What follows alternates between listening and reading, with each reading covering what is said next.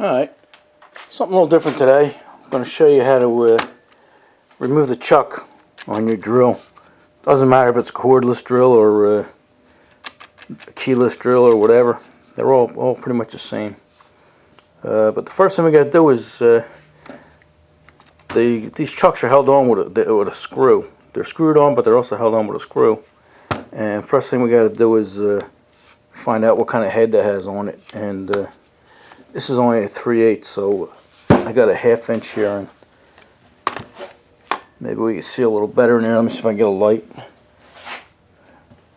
See if that stays up for me. Alright, whoops. Hang in there with me. There we go. Okay. I don't know if it's going to focus in on that. Don't look like it, does it? There we go. That's probably the best we're going to get. Alright. Yeah, you have to see what kind of head that has on it. And that one here, this is a Craftsman. You can actually use 3 kinds of screwdrivers on here. I usually go with the square. There you go. It looks like it's focusing a little better now.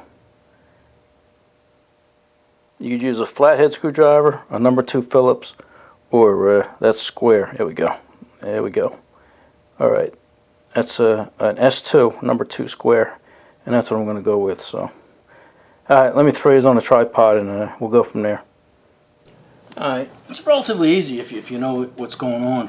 Like once you know that screw is in there, that's half the battle. And like I said, I'm going to use this number 2 square. And you put it in there, and the trick is, it's a reverse thread, so you got to pretend like you're tightening it. All right. Sometimes they have a little bit of Loctite on there or something. Okay, I just got it. All right. So you see the way I'm turning it? I'm turning it clockwise. And by turning it clockwise, that reverse thread is bringing that out.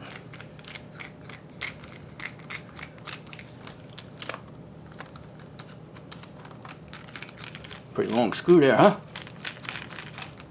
Okay, there we go. Alright, let me give you a better look at this. Alright, you see that? Like I said, I like to use the square head screw. You usually get them square head drivers in them accessory packs and stuff. And that's why I like using that. Or this here's a number 3 Phillips head. That'll work too, because if you see it's got like a square tip on it. And that'll work. That worked pretty good. Or you could actually use a flathead. Flathead wouldn't fit inside that 3/8 one because of the sides on the thing here, you know, and it's a nice fit. So, but it would work nice on the 1/2 inch. So that's it. You use any one of them 3. And here's the Loctite I was telling you about. Look at that. It still looks good. Yeah, this is a Craftsman, and Ryobi made these. Ryobi, whatever they call it, but I like them.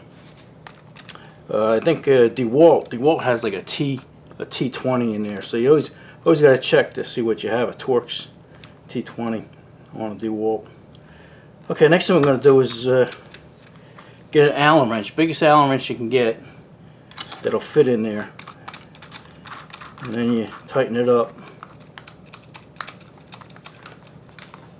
Okay, that's tight. And then what you want to do is, on these drill and screw guns, you know, they have adjustable clutches here, and you want to put it on. You can't really tell what that is, but that's supposed to be a little drill. And then if it's a 2-speed, you see how easy that turned? You want to put this on high. You put it on low, and then it gives you a lot more resistance. So let me move you guys over here so you can actually see what I'm doing, and we'll show you how to take the chuck off then. Alright, I'll move you over to the end of the table here, and I got it, like I said, I got it in low, and I got it in the drill side. So what you need is just a hammer. This isn't all that big and everything. It doesn't matter how big it is, really. It's because it's the thrust you use. Because what you're going to do now is you're just going to hit this real quick like, and hope it works. Okay, here we go. Whoop. Roll my skirt up. Okay. Then you can take your Allen wrench out, and this should come right off. And then you can put your new chuck on, and you just do everything in reverse. This here is a regular thread.